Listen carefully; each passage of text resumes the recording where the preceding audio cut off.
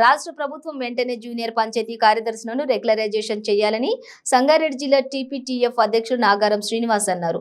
రాష్ట్ర ప్రభుత్వం August 2018లో 9355 junior panchayat కార్యదర్శుల పోస్టులను మంజూరు చేసి టీఎస్పీఎస్సీ ద్వారా భర్తీ చేసిందని, 3 ఏళ్ల ప్రొబేషనరీ పేరుతో నెలకు 15,000 వేతనంతో ఏప్రిల్లో 2019లో నియామకం చేసిందని తెలిపారు.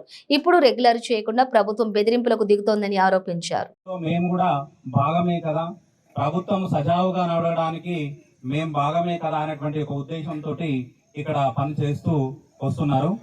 అయినప్పటికీ కూడా ప్రభుత్వం ఎలాంటి కనికరం లేకుండా అదే అరకొర జీతంతో కనీసం పిలిచి హామీ ఇవ్వకుండా నిర్లక్ష్యం చేస్తున్నది. కాబట్టి ఈరోజు ధర్నాకు దిగడం అనేటువంటిది రావడం జరిగింది. మీరు మీ ధర్నా చేయడం అనేటువంటిది 100% సమంజసం అని చెప్పేసి మేము తెలియజేస్తా ఉన్నాం.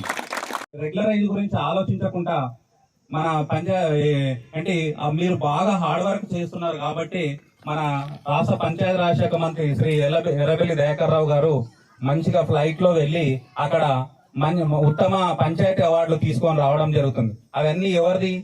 ఇక్కడ ఉన్నటువంటి జేపీఎస్ యొక్క కష్ట ఫలితమే మీరు అక్కడ వెళ్ళి అవార్డులు తీసుకుంటున్నారు.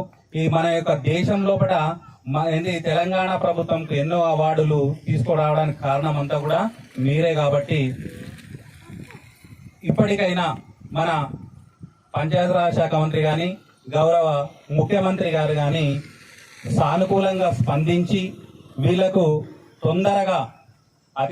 వీలైనంత అతి తొందరగా రెగ్యులరైజ్ చేసి వాళ్ళకు బేసిక్ అండ్ డిఏ హెచ్ఆర్ఏ ఇస్తే మీకు గౌరవంగా ఉంటుంది. ఎందుకంటే వీళ్ళు లేకుండా అక్కడ చెత్త చెదారంతో పేరుకపోతుంది.